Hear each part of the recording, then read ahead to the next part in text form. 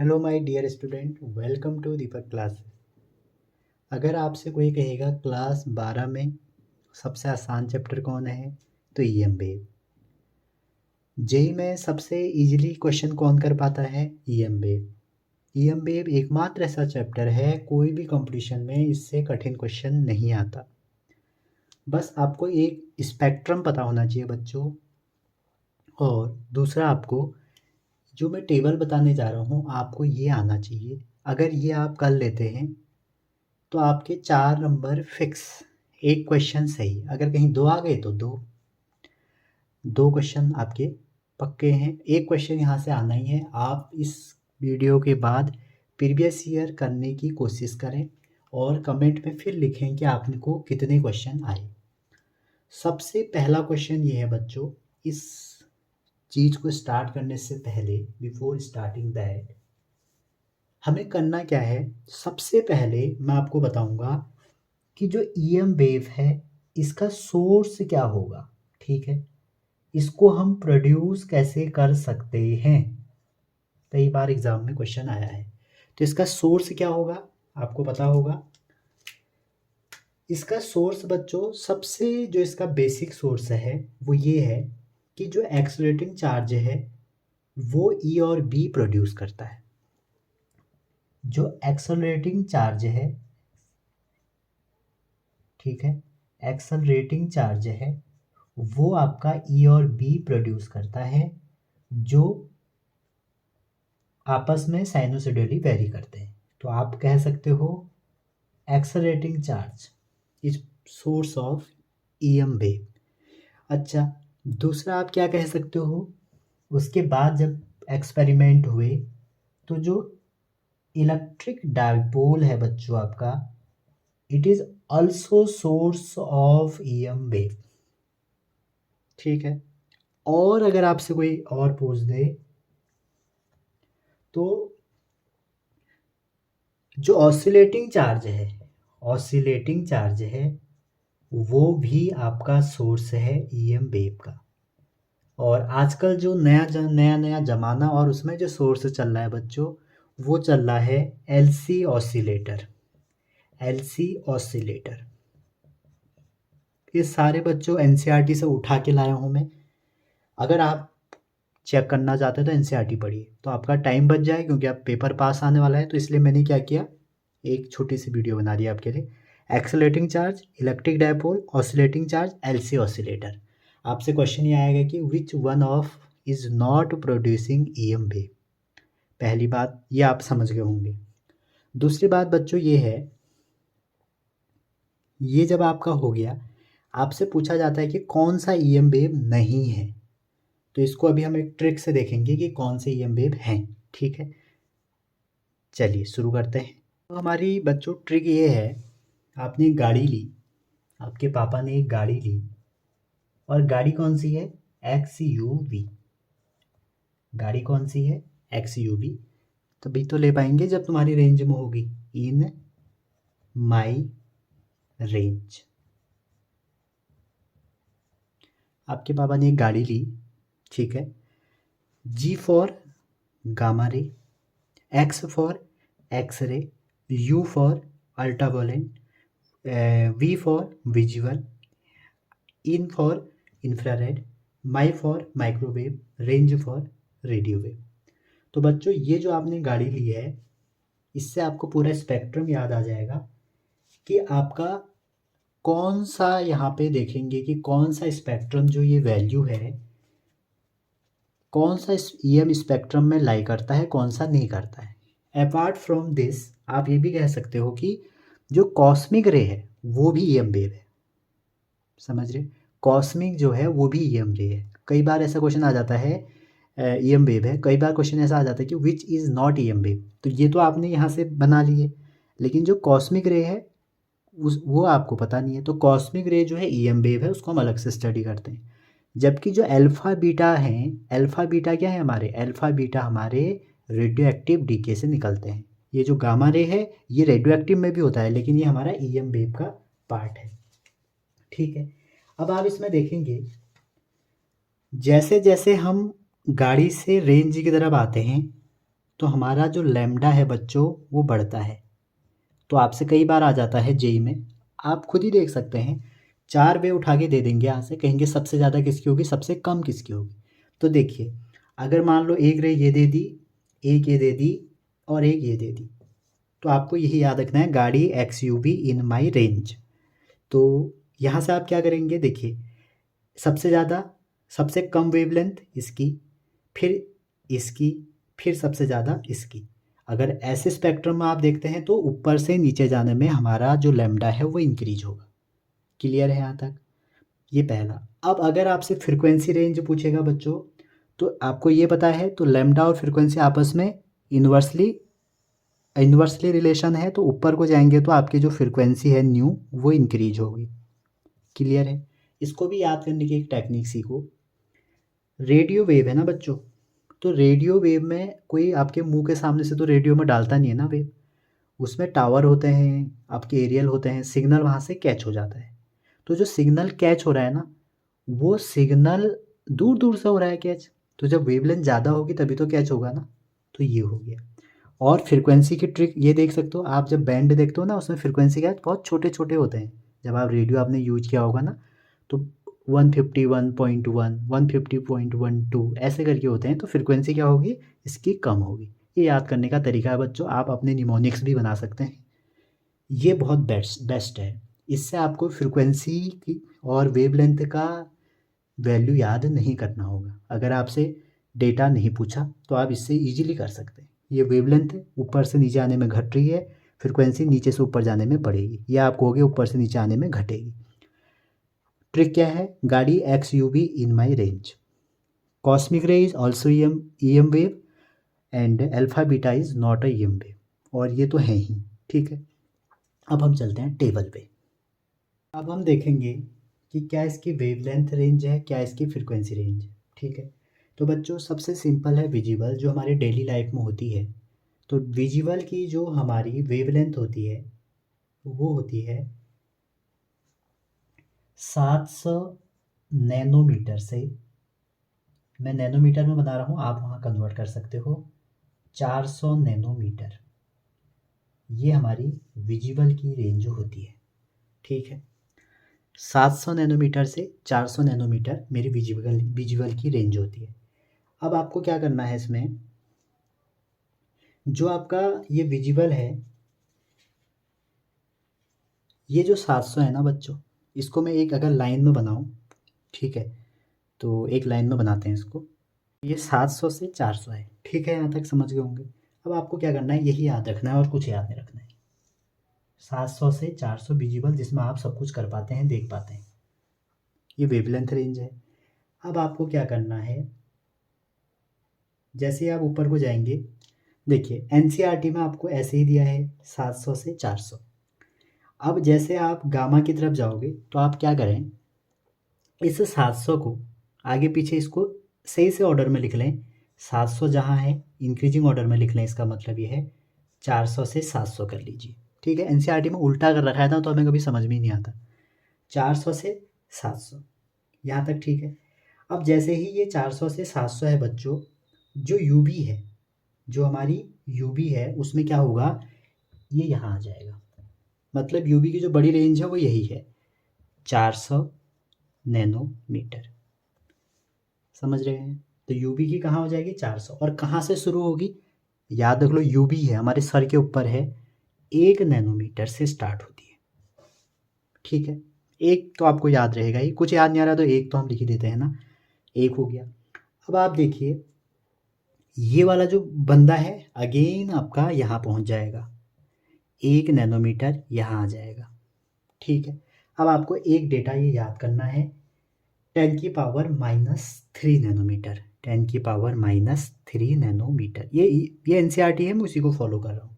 ठीक है, अगेन यहाँ 10⁻³ नैनोमीटर जो है, कुछ याद मत करो, इससे जितनी भी छोटी होंगी सब वो होंगी। तो आप ये देख सकते हैं, आपको ये याद करना है 10⁻³ अगर आप ये याद कर लेते हैं बच्चों कि गामा रे की जो वेवलेंथ रेंज होती है वो 10⁻³ से छोटी होती है, तो आप इसको यहाँ से यहाँ शिफ्ट कर लें, ठीक है। जैसे आप इसको यहाँ शिफ्ट कर लेंगे, ये आपको याद है, ऑलरेडी याद है, बचपन से याद कराया जाता है।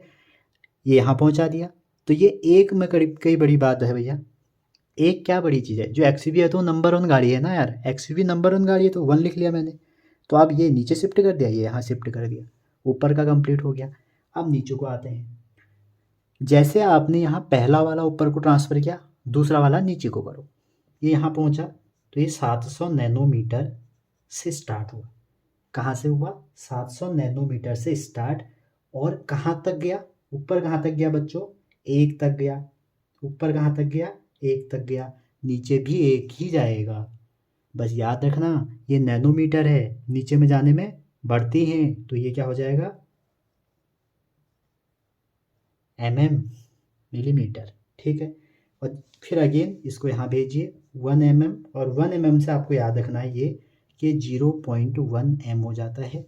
और जैसे ही आप नीचे पहुँचेंगे तो ये 0.1 m से बड़ा।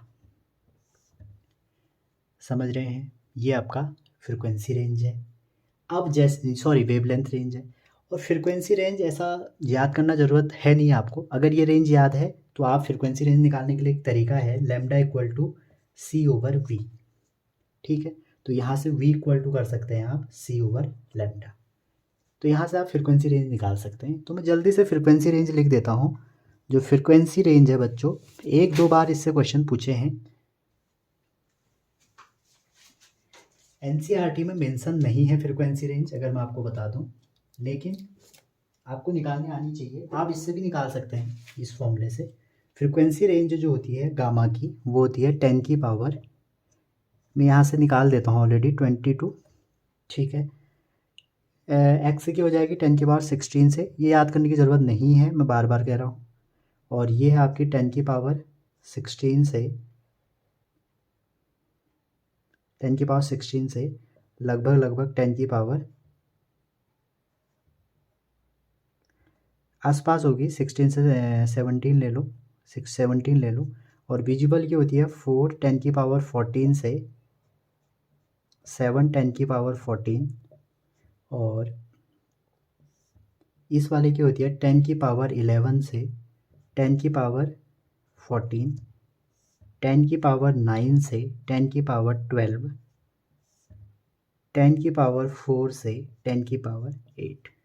तो ये आपकी फ्रीक्वेंसी रेंज है। ये इजीली आप इससे निकाल सकते हैं। नो नीड टू लर्न, ये आपको समझ में आना चाहिए। ये पूछा जाता है बहुत बार। ठीक है, 400 से 700, 700 यहाँ गया, 1 आ गया, 1 ऊपर पहुँचा, 10 की पावर ये नीचे आ गया। 700 यहाँ पहुँचा, 1 mm, 1 mm नीचे आ गया, यहाँ पहुँचा 1 mm से छोटा। ये 2 हमारे इसके करेक्टरिस्टिक हो गए। तीसरा करेक्टरिस्टिक ये है बच्चों, जो पूछा जाता है यूज़। तो इसके यूज बहुत इंपॉर्टेंट हैं, हर बार पूछे जाएंगे। तो जो गामा रे है, ये हमारे एक तो रेडियोथेरेपी में यूज होता है। जो गामा रे है बच्चों, इसका यूज कहाँ होता है? रेडियोथेरेपी में। ये NCERT से उठा के लाया हूँ, रेडियोथेरेपी में। ठीक है, और इसका यूज होता है कैंसर सेल को मारने के लिए। जो कैंसर से वो सेल क्रिएट हो जाते हैं बॉडी में, तो डेस्ट्रॉय कैंसर सेल। ठीक है, और जो गामा के यूज है ना, वो लगभग एक्सरे से मैच होते हैं, लेकिन 2 बहुत इंपॉर्टेंट हैं। एक्सरे का जो है बच्चों, एक्सरे का है, पहला तो है सॉलिड का स्ट्रक्चर। आपने क्रिस्टल में पढ़ा होगा, जो सॉलिड का स्ट्रक्चर निकालते हैं ना, उसमें हम एक्सरे यूज़ करते हैं। अच्छा, इसमें हम कैंसर सेल को ख़त्म करते हैं। यहाँ पर हम डायग्नोस करते हैं मरीज को। तो आप ये बोल सकते हो diagnostic tool in medicine. Medicine में डायग्नोस्टिक टूल के फॉर्म में काम आता है, मतलब कैंसर के रोगियों का इलाज करने के लिए काम आता है। ठीक है, तीसरा अगर हम देखें, सबसे इम्पॉर्टेंट है, हमारी डेली लाइफ से जुड़ा है, UV। ये आपका वाटर प्यूरीफायर में यूज होता है। जो जम्स हो जाते हैं वो मारता है वाटर प्यूरीफायर में। ये आप फूड प्रिजर्व कर सकते हैं, इससे फूड प्रिजर्व कर सकते हैं। ठीक है, और इसमें आप क्या कर सकते हैं, जो आपके फिंगरप्रिंट है, जो चोर पुलिस में आप फिंगरप्रिंट निकाल लेते हैं, उसमें इसका यूज होता है। और या इनविजिबल राइटिंग जो होती है, उसमें इसका यूज होता है। ठीक है, तो वाटर प्यूरीफायर इसका इम्पोर्टेंट है।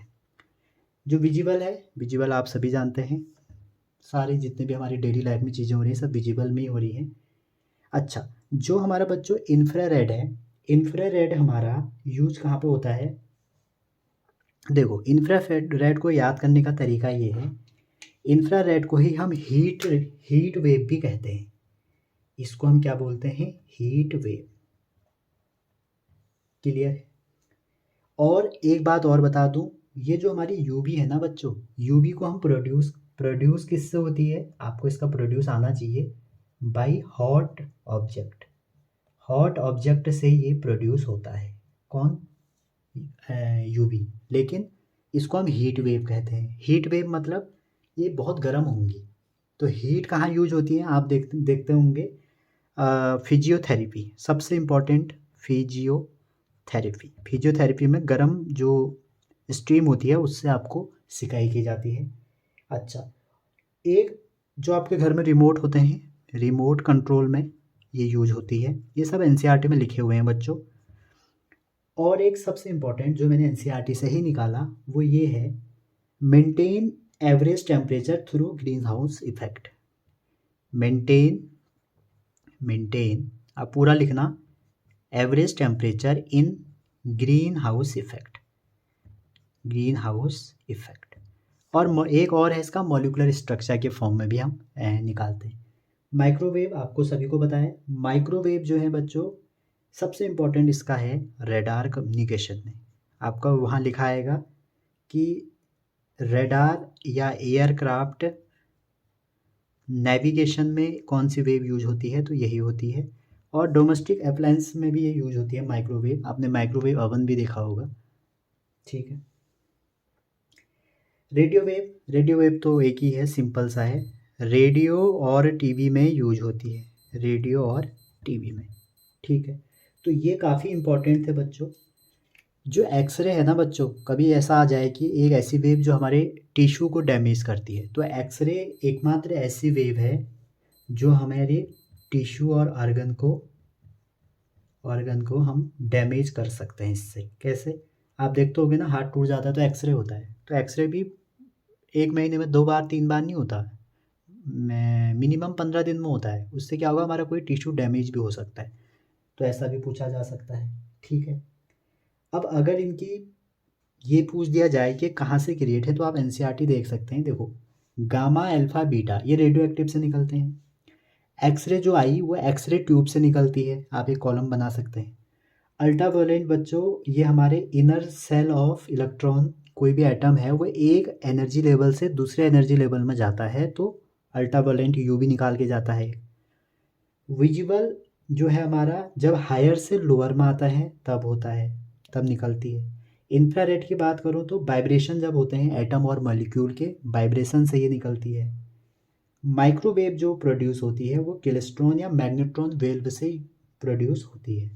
जो हमारी माइक्रोवेव होती है वो क्लेस्ट्रॉन या मैग्नेट्रॉन वेव से होती है, ये बात आप याद रखना।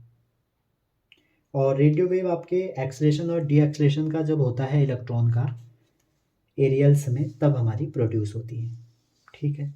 तो ये हमारे कुछ एक टेबल थी, इसको आपको तैयार करना है, ठीक है। अब आपने इतना कर लिया है तो 10 मिनट और दीजिए मेरे को, चैप्टर अच्छे से आपका क्लियर करते हैं। इसमें इम्पॉर्टेंट बातें बच गई वो ये हैं बच्चों, जो ईएम वेव है जो आपकी, इसका एक छोटा सा मैप बना लेते हैं जिसको हम कंसेप्ट मैप कहते हैं। वो क्या है? देखो, नंबर 1, इसको कोई मीडियम नहीं चाहिए, not require any medium for propagation, not required medium, कोई भी मीडियम नहीं चाहिए बच्चों इसको। नॉन मैकेनिकल वेव है, ठीक है। मैकेनिकल को मीडियम चाहिए, पहली बात। दूसरा बात, इसमें एक बहुत इंपॉर्टेंट बात है कि जो ई है, इलेक्ट्रिक फील्ड है, वो बी के परपेंडिकुलर होता है और वो किसके होता है? डायरेक्शन के। ई बी के परपेंडिकुलर होगा, बी डायरेक्शन के परपेंडिकुलर होगा, ठीक है। और इसकी जो डायरेक्शन होती है वो कैसे दी जाती है? डायरेक्शन दी जाती है बच्चों ई क्रॉस बी से निकाल सकते हो आप, ठीक है। वेक्टर प्रोडक्ट है, ध्यान से करना। और बताएं अगर आपको इसके बारे में, जो ई और बी है ये सेम फेज में होंगे, सेम फेज में। सेम फेज का मतलब ये हो गया, जैसे आपका इलेक्ट्रिक फील्ड को हम ऐसे लिख रहे हैं, E not sine omega T minus K X. तो जो बी है ना बच्चों, वो भी बी नॉट लिखा हमने, साइन लिखा, तो ये वाला जो पार्ट है एज इट इज़ हर बार कॉपी हो जाएगा। इसको बोलते हैं सेम फेज। ठीक है, इसमें जो अंदर फेज है ना, फेज होता है omega T plus five minus five, तो वो जो हो आपका, वो आपका कांस्टेंट रहेगा हर बार। ठीक है, आगे देखें अगर इसमें, अब ये डायरेक्शन है, अगर जैसे अब यहाँ पे ये आई डायरेक्शन में है, ये जे डायरेक्शन में है, तो इसकी जो डायरेक्शन ऑफ प्रोपागेशन है वो के डायरेक्शन में होगी। ठीक है, अच्छा आगे चलते हैं। फ्री स्पेस में ईएम वेव जो है आपकी फ्री स्पेस में विद स्पीड ऑफ लाइट चलती है। फ्री स्पेस में अगर पूछा जाए ईएम वेव कैसे चलती है, तो विद स्पीड ऑफ लाइट। और अगर मीडियम की बात करें, कई बार मैं इसको ड्राइव भी कर चुका हूँ, मीडियम में चलती है सी बाई एन से। ठीक है, और जो एन है ना बच्चों, वो क्या है, C by root epsilon are mu R, relative permittivity और परमिबिलिटी। आगे चलें इसमें, अगर ये जो एन है इसको रिफ्रैक्टिव इंडेक्स भी कह देते हैं। यहाँ से आप ये भी कह सकते हो n equal to epsilon are mu r, ये रिफ्रैक्टिव इंडेक्स भी है। थोड़ा सा इसको आगे और ले जाऊँ मैं, अगर जो आपका इलेक्ट्रोफील्ड स्टैटिक डेंसिटी है और मैग्नेटिक फील्ड डेंसिटी है, वो दोनों यहाँ पे बराबर होती हैं। तो कई बार इनका रेशियो पूछा है तो वो 1 आ जाएगा। और इलेक्ट्रोफील्ड जो डेंसिटी होती है वो होती है half epsilon naught e square, और ये होती है b square over 2 mu naught. ठीक है, अच्छा ईएम वेव में और देखें अगर हम, ईएम वेव में हमारा इसका नेचर जो होता है ना बच्चों, वो होता है ट्रांसवर्स नेचर, ट्रांसवर्स नेचर। ठीक है, और एक चीज़ और देखें इसमें, ट्रांसवर्स नेचर को किसने कंफर्म किया, पोलराइजेशन ने, ये बात आप नोट करना। ठीक है, ईएम वेव हमारी, जो ईएम वेव है वो हमारी सुपरपोजिशन भी फॉलो करती है, रिफ्लेक्शन भी फॉलो करती है, रिफ्रैक्शन भी, इंटरफेरेंस भी, डिफ्रैक्शन भी, पोलराइजेशन भी। ठीक है, ये सब कुछ फॉलो करती है। इलेक्ट्रिक फील्ड अगर आप इसमें और देखें, not deflected by electric and magnetic field. ठीक है, अच्छा एक और होता है इसमें, एक टॉपिक और है इसमें, जो इसका ऑप्टिकल इफेक्ट है किसी भी ईएम वेव का, वो सिर्फ और सिर्फ उसके लिए जो रिस्पॉन्सिबल होता है वो इलेक्ट्रिक फील्ड होता है। ठीक है, जो हमारा इलेक्ट्रिक फील्ड है वो हमारा ऑप्टिकल इफेक्ट के लिए रिस्पॉन्सिबल होता है। अच्छा, अगर आपको ये कभी निकालने को आएंगे ना बच्चों, इसका जो फंडा है, देखो ई नॉट ओवर बी नॉट जो होता है वो सी होता है। तो अगर आपको ई दिया है तो आपको इस फॉर्मूले की हेल्प से बी नॉट निकालना है, इसमें रख देना है। ठीक है, अच्छा पिछले मैं जेई के पेपर में देख रहा था, थोड़ा चंट बना कर दिया उन्होंने भी, क्योंकि इतना तो सभी को आता है। तो उन्होंने क्या किया कि आपको ओमेगा नहीं दिया, अंदर की बातें नहीं दी। तो जो आपने तो ये पढ़ा ही था ना, k equal to 2 pi by lambda, ये पढ़ा है। तो अगर आपको लेमडा दिया है, ये के निकालो कह दिया, तो आप के निकाल सकते हैं। एक फॉर्मूला और होता है बच्चों, ओमेगा ओवर के होता है सी। तो कभी ऐसा होगा आपको ओमेगा दिया रहेगा, के दिया रहेगा, तो आप यहाँ से भी निकाल सकते हैं। ठीक है, डायरेक्शन मैंने आपको बताई दी, एक और कौन प्रोड्यूस करता है ये बताई दी। तो अब हमारे इसमें सारी चीज़ें हो गई। एक और लास्ट, आपने पढ़ा होगा इंटेंसिटी। तो इंटेंसिटी होती है पावर ओवर एरिया, ये ईएम वेव की एक प्रॉपर्टी और है। अच्छा, एक आप पढ़ते हैं मोमेंटम। ठीक है, तो मोमेंटम जो हो जाएगा पी। ठीक है, ये पी जो है आपका, ये पावर है, और यहाँ पर जो मोमेंटम है, मैं इसको मोमेंटम को एम से लिख देता हूँ, वो हो जाएगा एनर्जी ओवर सी। ठीक है, एक फॉर्मूला ये बन गया आपका। अगर इसमें टोटल इलेक्ट्रोस्टैटिक फील्ड डेंसिटी आएगा तो आप दोनों को ऐड कर देना, टोटल जब आएगा तो ऐड कर देना, आपस में ये दोनों इक्वल होते हैं, ठीक है।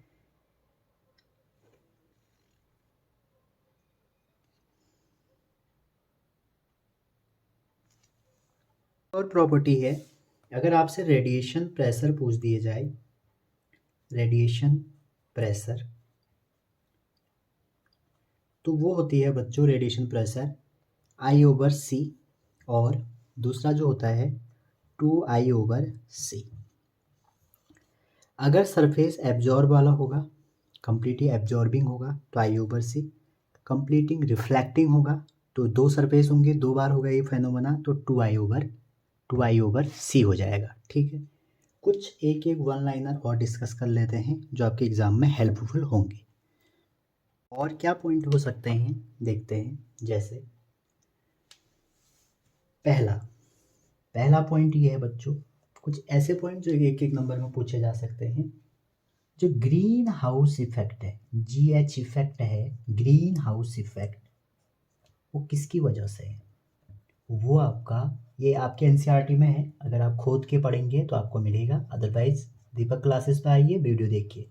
IF इंफ्रारेड रे, इसकी वजह से होता है।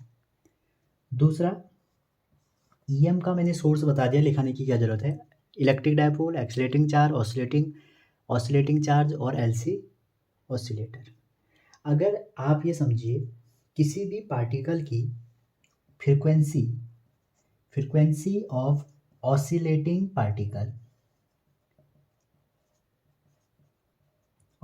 पार्टिकल की F है, तो frequency of its potential energy is 2 time F, ठीक है, ये आप ध्यान रखें। अच्छा, ये भी मैंने बता दिया आपको, पोलराइजेशन जो है आपका वो एस्टैब्लिश करता है wave nature of EM wave, ठीक है। ये आप चलो लिख ही लेते हैं। Polarisation confirm wave nature of EM wave. Fourth point इसके रिगार्डिंग बच्चों, एनसीईआरटी में एक चीज़ और लिखी है आपकी, पहली बार जो रेडिएशन प्रेशर नापा वो विजिबल लाइट का नापा, तो radiation pressure of visible light, जो विजिबल लाइट है उसका जो रेडिएशन प्रेशर है वो होता है 7 × 10⁻⁻6 न्यूटन मीटर स्क्वायर। कभी नहीं पूछा है, कोई एग्जाम में नहीं पूछा है, जिस दिन एग्जामिनर की नज़र पड़ेगी इस पर उस दिन उसने ये पूछ देना है। फिफ्थ, टोटल अगर आपसे पूछा जाए टोटल एनर्जी डेंसिटी, तो वो कितनी होती है बच्चों? इलेक्ट्रोस्टैटिक प्लस मैग्नेटिक, और इलेक्ट्रोस्टैटिक की वैल्यू मैंने आपको बताई, 1/2 ε0 E² + B²/2 μ0, और ये दोनों बराबर होती हैं, ये भी मैं आपको बता रहा हूँ, ठीक है। लेकिन आपसे अगर क्वेश्चन ये पूछ दिया जाए बच्चों कि एवरेज डेंसिटी कितनी होगी, ये तो आपकी टोटल एनर्जी डेंसिटी थी, अगर आपसे पूछ दिया जाए इसमें टोटल कितनी होगी या एवरेज एनर्जी डेंसिटी कितनी होगी, ठीक है, तो चलो आप इसको इतना ही रहने दीजिए, ठीक है, कन्फ्यूजन होगा। अगला पॉइंट है पॉइंट नंबर 6, जो ω/k था या ω/c है, यहाँ से आप देख सकते हैं ω/k जो है आपका वो c है, तो इसका मतलब है ω/c जो होगा वो k होगा, तो ये जो ω/c है ये आपको k देता है, और k क्या है? प्रोपगेशन वेक्टर, ये भी आपका इम्पोर्टेंट है।